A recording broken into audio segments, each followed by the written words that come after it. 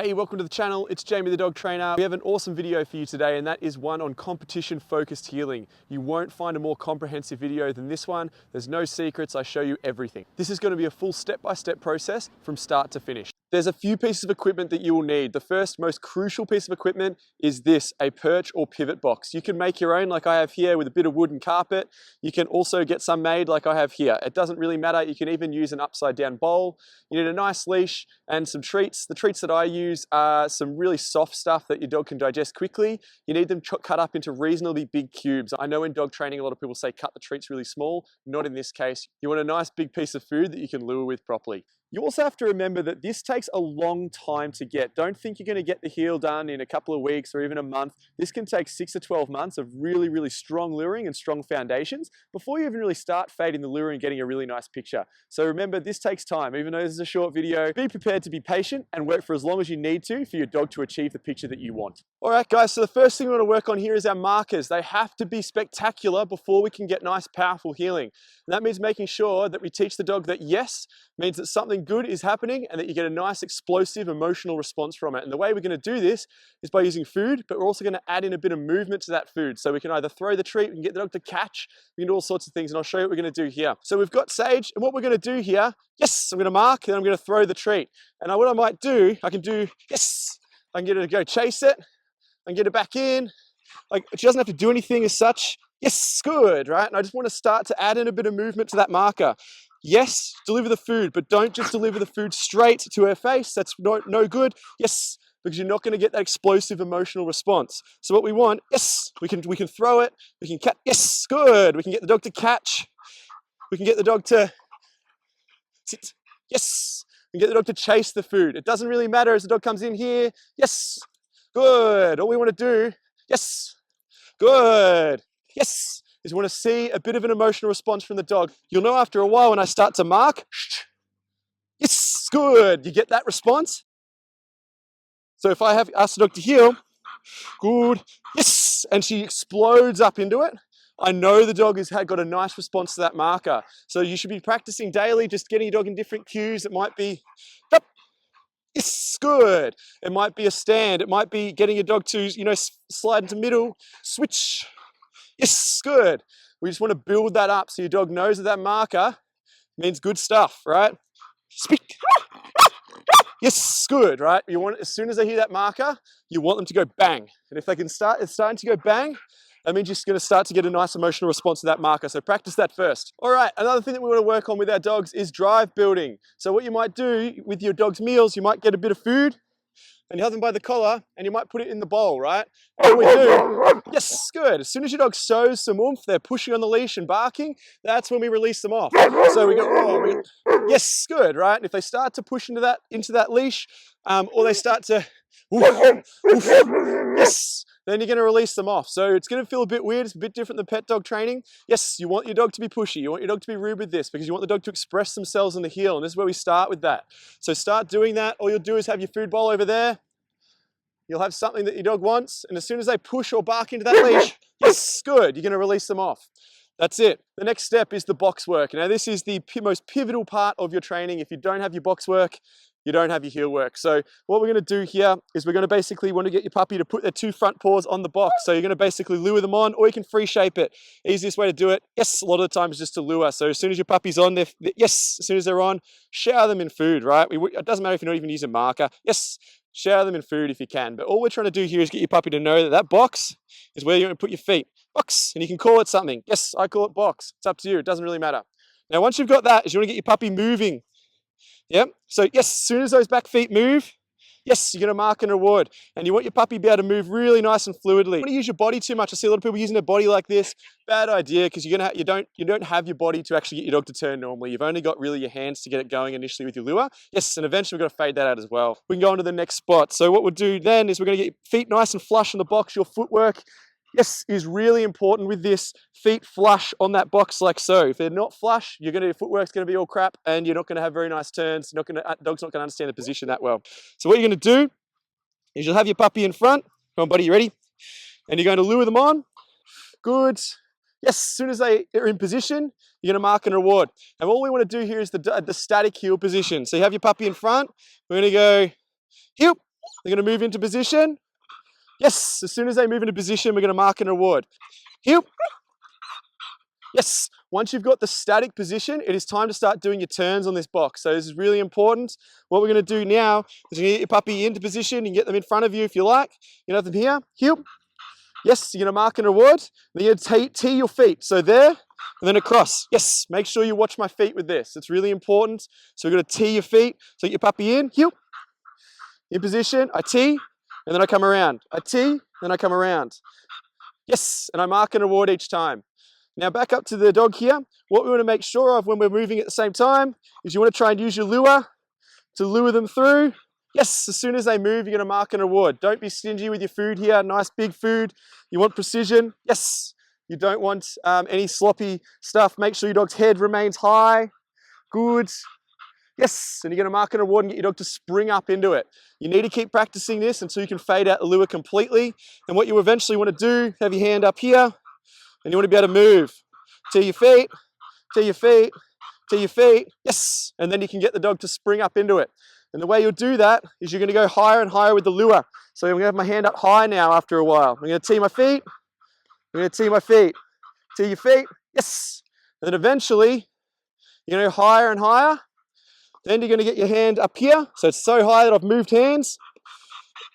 Yes. And I'm going to spring it up. And then I'm going to put that treat under my armpit. So I'm going to have my puppy in front. Here. Heel. Yes. Good. And I'm going to go again. Heel. Into position. We tee our feet. Good. Tee your feet. Tee your feet. Yes. Good.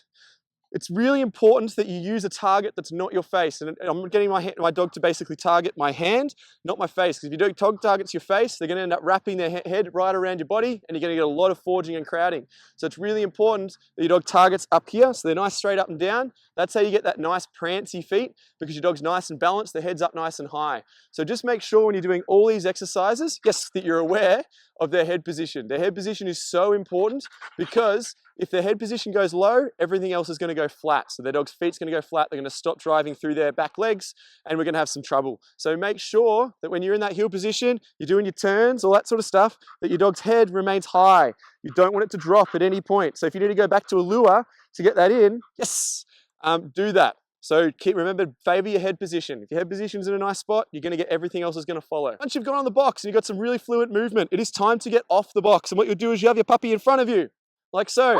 And you're going to start to go back with your lure. Yes, and you're going to start to do the exact same thing off the box. Now, don't think that because you've done box work that your puppy is going to automatically know how to go into heel. Yes, it takes a bit of time. So once you've got that, you can start to do this. So just be careful. Heel. Good man. Yes, and remember, only give them as much help as they need. So you're going to get your puppy in front of you. Heel. Good. You get them in here. Yes, explode up every time.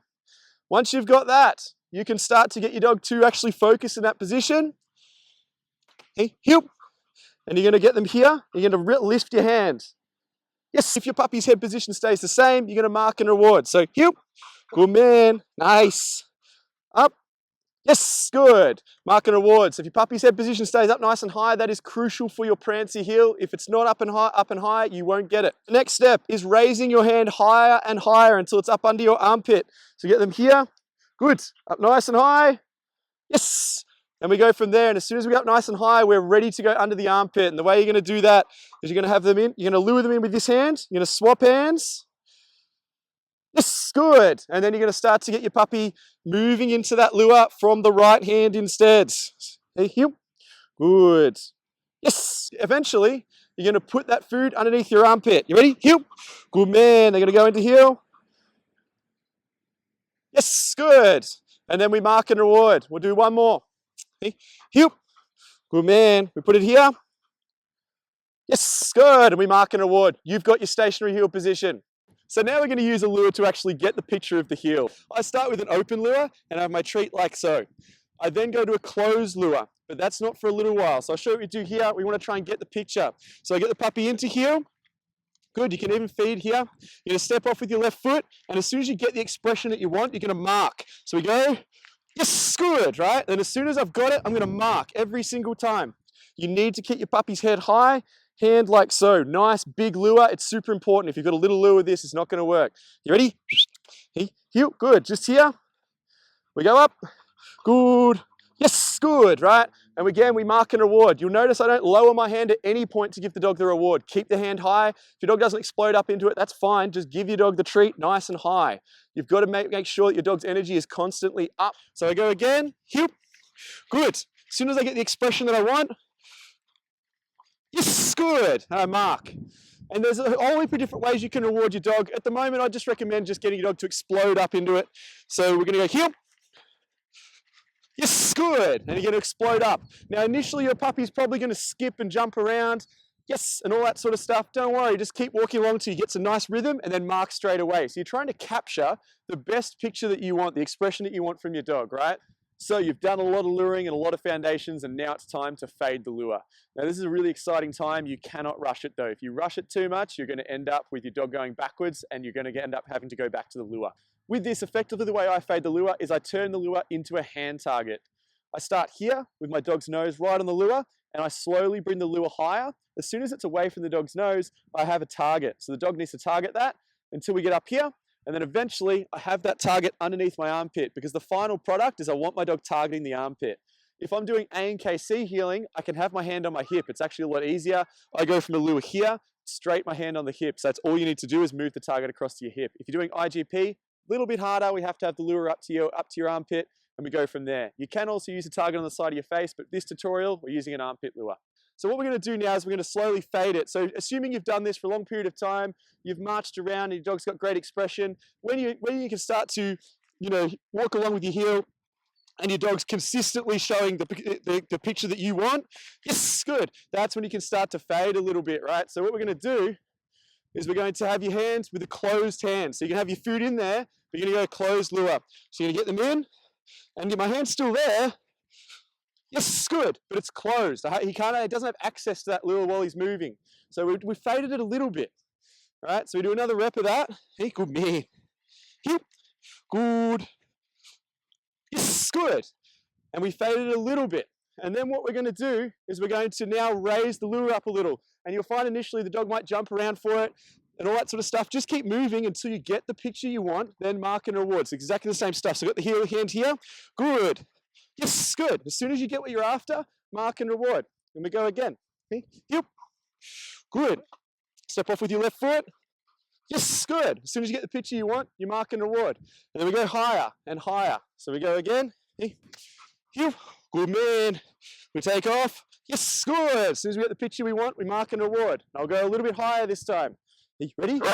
If your dog's laxing a bit of drive, you can use that drive exercise I was telling you about as well at the start, right? So we're going, woof, woof. We get him going, and then we get back in. Good, yes, good. So sometimes you might need to give your dog a bit of a pick-me-up, because otherwise your dog's going to get flat. You don't want that. So we go again. Woof. We go a bit higher. Yes, good, right? And as soon as we got what we're after, we mark and reward. Then eventually, we go high enough, and my hand's here. Yes, woof. Now we're going to start to do that. Yes, good. In the heel. Then we're going to go again. Woof, woof, woof, woof. Heel. Good man. Yes, good. And then release out of the armpit. So we're starting to get that faded and faded and faded until we can start to get big, long, woof, woof, woof. You ready? Heel. Good man. Yes, good. Until we can get longer and longer periods. Don't be scared to, keep the duration really short for a long period of time. The problem with people who have trouble with the duration in the heel is that they, extend this out way too quick, right? They start healing for like 2 minutes, the dog gets bored. So keep it nice and short. The other little tip for duration is making sure that you really clearly have a start and an end point for your dog. So you have them in heel, that's the start point, right? Good boy. Yes, the end point's there. He hears the marker, he's done. I don't ask him to heel again. I refresh him back up and go again. So my dog knows to hold that heel until they hear the marker. The other thing people don't do is bring their voice into this. You can bring your voice in. You want to get your dog going, right? You can even start to change your body movement to get them going. So you start healing. Good. Nice body. Yes, good. Right? Really bring in your voice. You can get that going. You can really pump them up. Pump them up beforehand. Hey, woof, woof, woof. Heel. Good man. Oh, yes, good boy. So really try and bring the ante. You've got to bring the energy as well so they start to match it. The other thing that you can start to do to bring in some more energy to get a better picture is the ball. See? Oh man. Oh. So you can bring it in and you can have the same spot, right? Yes, good. A lot of dogs find ball work a lot better. You can bring in a bit more intensity. So if you're struggling to get that power, bring the ball in. It's time to get your puppy used to turning. So what we'll do here, you're gonna go back to a lure on the side. You're gonna tee your foot like we did on the box. Yes, and you're gonna mark and reward as soon as your puppy moves. If you need to give them help like you do in the box. Now you have them here, move your hand up, we turn. Move your hand here, we turn. Move your hand here, we turn. Yes, mark and reward. And we're gonna practice and practice and practice. You're gonna be practicing that for a long period of time. This is not something you get quickly. Eventually, we're going to move that to under the armpit. Have your puppy here, good. Here, nice. We do a turn. We do another turn. Yes, and you'll mark as soon as you get a nice position. So again, I'll do it from the side here. Hey, good man, you get your dog in position, you turn. Yes, as soon as your puppy turns with you, you're gonna mark and reward and release that food underneath. All right, so now we're gonna do our turns. We're gonna add a bit of movement to it. So we've done the stationary turns with Riot. You wanna start off with a lure or a target at least, and just do a quarter turn. Yes, and then reward as soon as you get that quarter turn in. You're not gonna be doing full 180 turns initially, so you wanna get them in. Quarter turn, yes, and then mark and reward. And then you'll basically make it a little bit more fluent after a while, and then you'll take away the hand signal as well, or the target. So you're cruising through, quarter turn, good. Yes, and then you mark and reward. And then we'd eventually chuck in the 360, or 180. We're gonna cruise through, good. Tee your feet, yes, and then mark and reward. And you'll keep that target there initially. You want to make it as easy as you can for the dog. Good. Tee your feet, yes, and then mark and reward as they swing around. So eventually you'll do this with just without the lure, and we'll do a quarter turn. Yes, and then you'll go from there. But start off small. You're not going to get, yes, full 180 turns straight away. Start off with just light turns. Doesn't even have to be a full right left turn. It could just be just a slight movement.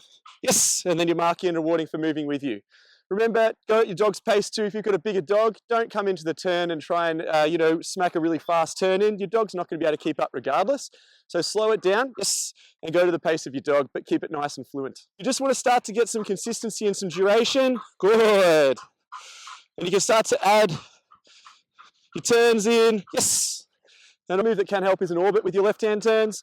So if we have them here, orbit, yes. To do an orbit, they have to over-rotate their turns. So it does give them really nice rear-end awareness. If your dog can do an orbit, they can definitely do a left-hand turn because the first part of the orbit is that. Yes, so it does teach them to over-rotate a little bit, which is really good for having them keep up on those turns. So if you want to do something that's going to help your turns, an orbit is really, yes, really good.